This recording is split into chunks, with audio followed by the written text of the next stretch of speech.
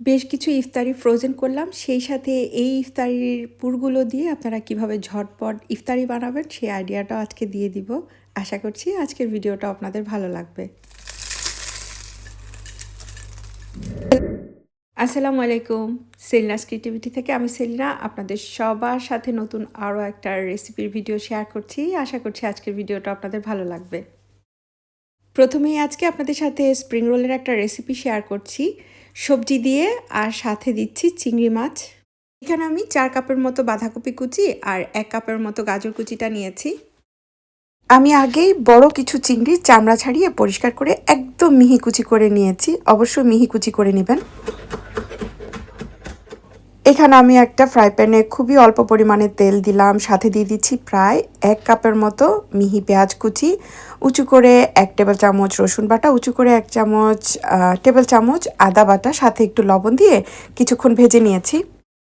একটা সাইড থেকে আমি চিংড়ি মাছের কুচিগুলোকে দিয়ে খুব তাড়াতাড়ি নাড়াচাড়া করে নিচ্ছি। শক্ত হওয়ার আগেই এগুলোকে এভাবে নেড়ে ছাড়িয়ে নিতে হবে, কারণ শক্ত হয়ে গেলে এগুলো একদম দলা পেকে যাবে। যাই হোক, এই চিংড়ি মাছের সাথে আমি খুব সামান্য পরিমাণে দিব একটু লবণ, আর সাথে দিয়ে দিব 1 চা চামচ লাইট সয়া সস। খুব বেশি দিব না, শুধু চিংড়ি মাছের জন্যই দিব। এরপর এই চিংড়ি মাছটা যখন একটু শুকিয়ে আসবে তখনই আমি পেঁয়াজ আর সব কিছু একসাথে মিলিয়ে জাস্ট 30 সেকেন্ডের মতো একটু ভাজি করে নিয়েছি। এরপর এখানে দিয়ে দিলাম ঝালের জন্য কাঁচা মরিচ। যারা ঝাল খেতে পারেন তারা ঝাল দিয়েই তৈরি করবেন, দেখবেন অসম্ভব ভালো লাগবে। যাই হোক, এখানে দিয়ে দিচ্ছি বাঁধাকপি আর গাজর। সবজির জন্য দিয়ে দিলাম অল্প একটু লবণ, চিমটি পরিমাণ হলুদ, আধা চা চামচ জিরার পাউডার, আধা চা চামচ ধনিয়ার পাউডার। ব্যাস, এর থেকে বেশি কিছু আর লাগবে না। এবার খুব ভালো করে নেড়ে চেড়ে এগুলোকে মিলিয়ে নিলেই হবে। শুরুর দিকে মাছে থেকে সবজির পরিমাণ দেখতে বেশি মনে হলেও কিছুক্ষণ পরেই দেখবেন সবজিগুলো প্রায় অর্ধেক হয়ে গেছে। অল্প কিছুক্ষণ ঢাকনা দেওয়ার পরই দেখবেন সবজিগুলো নরম হয়ে গেছে। ব্যাস, এবার নেড়ে চেড়ে সবজিগুলোকে নামিয়ে নিতেই হবে। এই সবজিকে খুব বেশি সিদ্ধ করব না। এবার আমি একটা পাশে সবজিগুলোকে ঠান্ডা করে তারপরে রোল বানাবো। অনেকে বলেন না যে রোল ভাজি করার পর রোল ফেটে যায়, এটাও একটা কারণ। গরম সবজি দিয়ে রোল বানানোর পর রোল আপনারা পরবর্তীতে যখন ভাজি করবেন তখন সেই রোলগুলো কিন্তু ফেটে যাবে। এই রোল শিট নিয়ে অনেক অনেক প্রশ্ন, প্যাকেটটাও দেখিয়ে দিলাম। আর যারা বলেন যে কোথা থেকে কিনি তাদের জন্য বলছি, আজদা, টেস্কো মানে সুপার মার্কেটেও আপনারা পেয়ে যাবেন, আর এশিয়ান যে গ্রোসারি শপ আছে সেখানেও আপনারা পেয়ে যাবেন।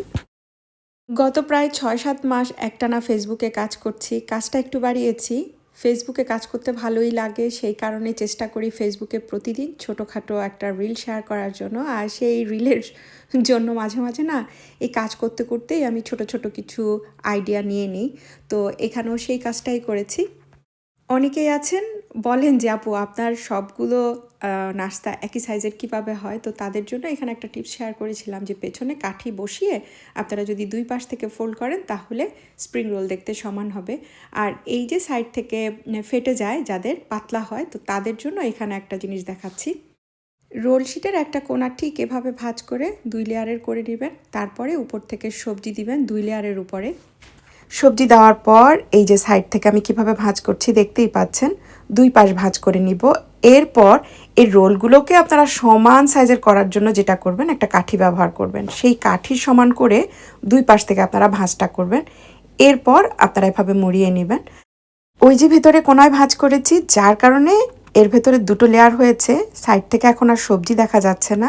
আর ওই যে একই সাইজের একটা কাঠি ব্যবহার করছি, যার কারণে আপনাদের সবগুলো রোল একই সাইজের হবে। তবে এখন আমার চোখের আন্দাজ হয়ে গেছে, আমার আর কাঠি ব্যবহার করতে হয় না, যেহেতু বহু বছর ধরে বানাচ্ছি। যারা প্রথম প্রথম বানাচ্ছেন তাদের জন্য আজকের টিপসগুলো হয়তো বা কাজে লাগবে। আমি আপনাদের সাথে ছোট্ট ছোট্ট টিপসগুলো প্রায়ই ফেসবুকের রিলসে শেয়ার করি। এই রিলসটা দেখার পর অনেকেই ভাঁজটা ভালোভাবে দেখতে চেয়েছেন, তো তাদের জন্য আজকের ভিডিওতে ক্লিয়ার করে দিয়েছি।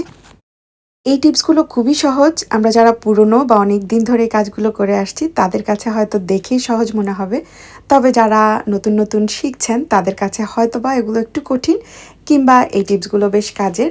তাই চেষ্টা করি আমার প্রত্যেকটা ভিডিওতেই কিছু না কিছু আপনাদের সাথে শেয়ার করার জন্য।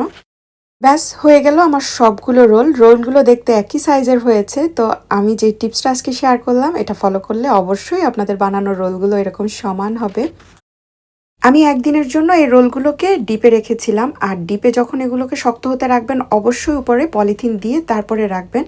পলিথিন না দিলে যেটা হবে, এই রোল কিংবা যে কোনো ফ্রোজেন খাবারের উপরে ছোট ছোট ক্র্যাক হবে। এরপর আপনারা যখন তেলে ভাজবেন তখন ওগুলো ফেটে যাবে বা তেল নষ্ট হবে। এটা কিন্তু খুব ইম্পর্ট্যান্ট একটা টিপস। শক্ত হয়ে যাওয়ার পর আপনারা চাইলে এগুলোকে এয়ারটাইট বক্সও রেখে দিতে পারেন, তবে জায়গার সমস্যার কারণে আমি সবসময় না জিপলক ব্যাগে করেই রাখি। আপনারা যদি আমার মতো ব্যাগে রাখেন তাহলে অবশ্যই আমি বলবো মোটা ব্যাগে রাখবেন বা ডাবল ব্যাগে করে রাখবেন। পাতলা ব্যাগে রাখলেও এই ধরনের খাবারগুলোর উপরে ছোট ছোট ক্র্যাক হয়ে যায়। গত কয়েক বছর আপনাদের সাথে কয়েক রকমের স্প্রিং রোলের রেসিপি শেয়ার করেছি। আমার বাসায় প্রতিবারই আমি চেষ্টা করি কয়েকভাবে এই স্প্রিং রোলটা বানিয়ে রাখার জন্য, যেহেতু আমার বাচ্চারা খুব পছন্দ করে। তো যাই হোক, আজকের প্যাকেটে আমি নাম লিখে রেখে দিচ্ছি, তাহলে আমি বুঝতে পারবো যে কোন প্যাকেটে কোন ধরনের রোল আছে। আমার বাসার খুব কমন একটা আইটেম বা সবার খুব পছন্দের একটা আইটেম হচ্ছে তান্দুরি চিকেনের সমুচা। 2 বছর আগে আপনাদের সাথে শেয়ার করেছিলাম তান্দুরি চিকেনটাকে আগেই আমি বড় বড় অবস্থায় রেখে তান্দুরি করে তারপরে এই সমুচাটা বানিয়েছি। সেটা খেতেও ভালো লাগে, তবে সময়ের কারণে এখন দেখা যায় শর্টকাটে বানাই। এই পদ্ধতিতে বানালেও না ভালো লাগে, তো আজকে শর্টকাটের এই রেসিপিটাই শেয়ার করছি। এবার আমি আগেই চিকেনটাকে একদম কুচি কুচি করে নিচ্ছি। অনেকেই আমাকে কমেন্টস করেন যে আপু এটা চিকেন কিমা দিয়ে হবে কিনা। চিকেন কিমা দিয়েও আপনারা করতে পারেন, তবে ছোট ছোট করে কেটে নিলে না একটু চাঙ্কি চাঙ্কি পিস থাকে, তো সেটা খেতে বেশি ভালো লাগে। আমি প্রায় 4 কাপের মতো চিকেন নিয়েছি, তো তার জন্য এখানে হাফ কাপেরও বেশি বলতে পারেন মিহি পেঁয়াজ কুচি নিচ্ছি, 2 টেবিল চামচের মতো রসুন বাটা, 2 টেবিল চামচের মতো আদা বাটা। সব কিছুকে আমি একসাথে প্রায় 2 মিনিটের মতো একটু লবণ দিয়ে ভেজে নরম করে নিয়েছি। আলু আপনারা কতটুকু দিবেন তার উপরেই নির্ভর করবে এখানে আদা আর রসুন বাটাটা। তো যাই হোক, আমি এখানে দিয়ে দিলাম টমেটোর কুচি। এটা আপনারা চাইলে দিতে পারেন, আবার না দিলেও চলবে। প্রায় 3 টেবিল চামচের মতো টমেটোর কুচিটা এখানে দিয়েছি। এটাকেও আমি 1 মিনিটের মতো ভেজে এখন আমি দিয়ে দিচ্ছি মরিচ কুচি। এই আইটেমগুলো ঝাল হলে বেশি ভালো লাগে, তাই ঝালটা একটু বেশি দিয়ে করবেন। আমি অল্প একটু চিলি ফ্লেক্সও এখানে অ্যাড করেছি। এবার আমি সব কিছুকে একটু ভুনে এখানে আমি যেই চিকেনের কুচিটা করেছি সেটা দিয়ে দিচ্ছি। আগে বলেছি আমি তান্দুরি চিকেনের ফ্লেভারে করব, তো সেই কারণে এখানে আমি নর্মাল মশলার সাথে আমি তান্দুরি চিকেনের পাউডারটা দিব। তো সেই ক্ষেত্রে এই যে মশলাগুলো দিচ্ছি এগুলো আপনারা একটু বুঝে দিবেন। আমি 1 টেবিল চামচ টালা জিরার গুঁড়া, 1 টেবিল চামচ ধনিয়ার গুঁড়া আর চিমটি পরিমাণ হলুদ গুঁড়া দিয়ে দিলাম, 2 টেবিল চামচ তান্দুরি চিকেনের পাউডার। এই ক্ষেত্রে আপনারা যে কোনো ব্র্যান্ডের প্যাকেট ইউজ করতে পারেন, তবে আপনারা তান্দুরি চিকেনটা দিতে না চাইলে এখানে বারবিকিউ চিকেনের যে পাউডারটা আছে সেটাও দিতে পারেন, আবার চাইলে নর্মাল যে চিকেনের ফ্লেভার সেটাও রাখতে পারেন, চাইলে গরম মশলার যে ফ্লেভার সেটাও আপনারা দিতে পারেন। যেভাবেই করবেন সেভাবেই না এই চিকেনের সমুচাটা ভালো লাগবে। আমি যেহেতু বেবি চিকেন ব্যবহার করেছি তাই এগুলোকে ঢাকনা ছাড়াই এভাবে নাড়াচাড়া করে সিদ্ধ করে নিচ্ছি। আপনারা চিকেন বুঝে এগুলোকে ঢাকনা দিয়ে সিদ্ধ করে নিতে পারেন। এই পাশ থেকে আমি কিছু আলু রেডি করে নিচ্ছি। আলুগুলোকে আমি আগেই সিদ্ধ করে নিয়েছি, এরপর এগুলোকে একটু বড় বড় করে এভাবে কেটে নিচ্ছি। আলু আপনারা আপনাদের পছন্দ মতো যে কোনো পরিমাণে দিতে পারেন, চাইলে চিকেনের থেকে কম দিতে পারেন, চিকেনের সম পরিমাণও দিতে পারেন, আবার চাইলে চিকেনের দ্বিগুণও দিতে পারেন। এটা আসলে সম্পূর্ণ আপনাদের ইচ্ছা। আমি চিকেনের সম পরিমাণ করেই আলুটা দিচ্ছি। যেহেতু তান্দুরি ফ্লেভারে তাই টক ভাবটা আনার জন্য এখানে 1 টেবিল চামচ লেবুর রস অ্যাড করেছি। আর আলুর সাথে আমি চাঙ্কি করে রাখা কিছু পেঁয়াজ অ্যাড করছি, সাথে দিয়ে দিচ্ছি ধনিয়া পাতা। তবে এই যে পেঁয়াজটা অ্যাড করছি এটা চাইলে টোটালি আপনারা স্কিপ করতে পারেন, কোনো সমস্যা নেই। আমি নাড়াচাড়া করলেই আপনারা বুঝতে পারবেন যে এখানে চিকেনের পরিমাণটা কেমন। অনেকেই আছেন একদম মাংস মাংস খেতে পছন্দ করেন, তো আমার কাছে মনে হয় যে সেটা মাংসের তরকারি, ওই কারণে আলুটা মিশাই। তবে আপনারা চাইলে নিজেদের পছন্দে আলুটাকে কম বেশি করে নিতে পারবেন। এই তো সব কিছুকে সুন্দরভাবে মিলিয়ে আমি 5-6 মিনিটের মতো এভাবেই রেখে দিয়েছিলাম। পুরো হাঁড়িতে যখন এরকম ধোঁয়া ওঠা একটা ভাপ এসেছে তখন আমি চুলাটাকে নিভিয়ে দিয়েছি। আমি রোল বা সমুচা বানাতে এই শিটগুলোই সবসময় ব্যবহার করি। সমুচার যে চিকন শিটগুলো ওগুলো সবসময় পাওয়া যায় না। আর এই যে বড় প্যাকেটটা এটাকে আমি 3 ভাগে কেটে নিয়েছি। বড় শিটটাকে আমি সমান 3 ভাগে ভাগ করে নিয়েছি, তারপর দাগ কেটে সেই দাগের উপরে ছুরি দিয়ে প্রেস করে আমি সবগুলোকে একসাথেই কেটে নিয়েছি। অবশ্যই আপনারা দুটো শিট দিয়ে এই সমুচাগুলো বানাবেন। যেটা করছি এই যে প্রথম কোণাটা, এই কোণাটাকে অপোজিট পাশে ঠিক যে জায়গায় মিলেছে সেই জায়গায় রেখেছি, তারপর চেপে ভাঁজ করে নিয়েছি। প্রতিবার ভাঁজ করার সময় আপনারা দাগগুলো সমান রেখে রেখে ভাঁজ করবেন, তাহলে দেখবেন এই সমুচাগুলোর কোণাগুলো খুব শার্প হবে। আর ভেতরের পুরটা খুব বেশি দিবেন না, তাহলেও শেপটা সুন্দর আসবে না। সাধারণত এই শিটগুলো একদম সমান সাইজের থাকে, তো প্রত্যেকবার যদি আপনারা একই স্টেপ ফলো করে এই সমুচাগুলো বানান, তাহলে দেখবেন আপনাদের বানানো প্রত্যেকটা সমুচা না একই রকম হবে। ফেসবুকে এই শিটগুলো নিয়ে এত এত প্রশ্ন আসছে, অনেকে অনেক জায়গা থেকে বলছেন যে এগুলো কোথায় পাওয়া যাবে। আমাদের ইংল্যান্ডে যারা আছেন তাদের জন্য বলছি, আজদা, টেস্কো, সেসবারি সবখানেই আপনারা এগুলো পেয়ে যাবেন। তবে রোজার সময় সব সময় থাকে না, শেষ হয়ে যায়।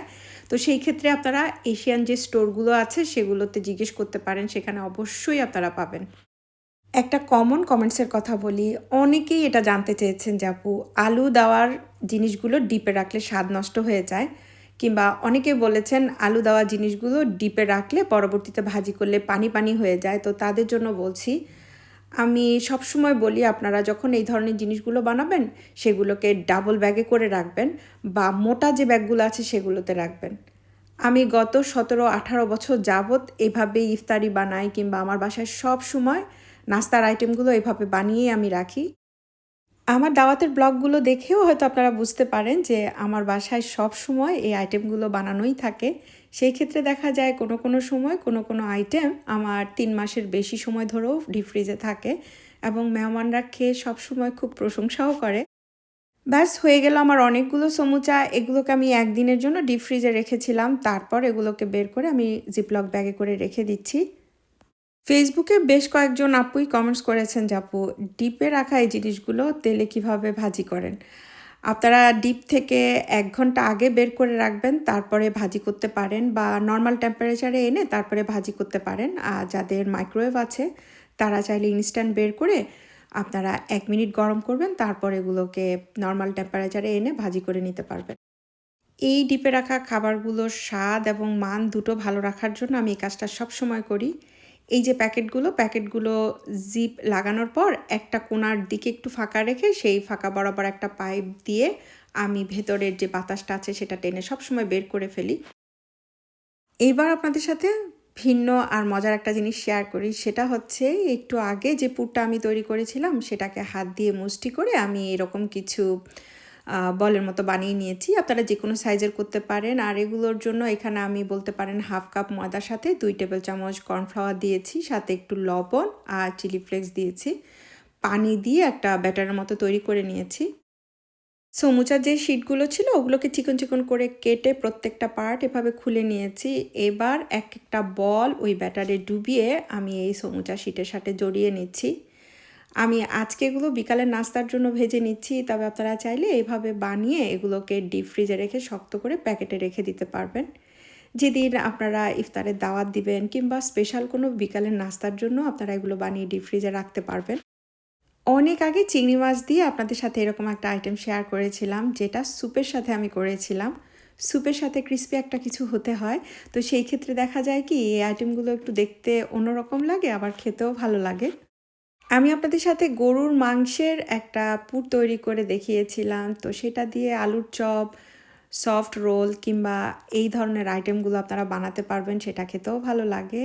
তবে আজকে আমি ইফতারি বানিয়েছি অনেকগুলো, যার কারণে মনে হলো যে বিকালের নাস্তার জন্য এই পুরটা দিয়ে একটা কিছু করলে হয়তো বা ভালো লাগবে। যেই ভাবা সেই কাজ, আমিও বানালাম, বাচ্চারাও খুব পছন্দ করে খেয়েছে, তো সেই কারণে ভাবলাম যে আপনাদের সাথেও আইডিয়াটা শেয়ার করি। নর্মাল বাসায় মেহমান এলে কিংবা রোজার দিনে ইফতারের টেবিলেও আপনারা চাইলে একই ফুড দিয়ে এরকম উপরে লেয়ারটা ডিফারেন্ট করে 2-1 রকমের ইফতারি আইটেম বানিয়ে ফেলতে পারবেন। আশা করছি আজকের রেসিপিগুলো বা আইডিয়াগুলো আপনাদের ভালো লেগেছে। আজকের মতো বিদায় নিয়ে নিচ্ছি। আল্লাহ আপনাদের সবাইকে হেফাজতে রাখুন। আসসালামু আলাইকুম।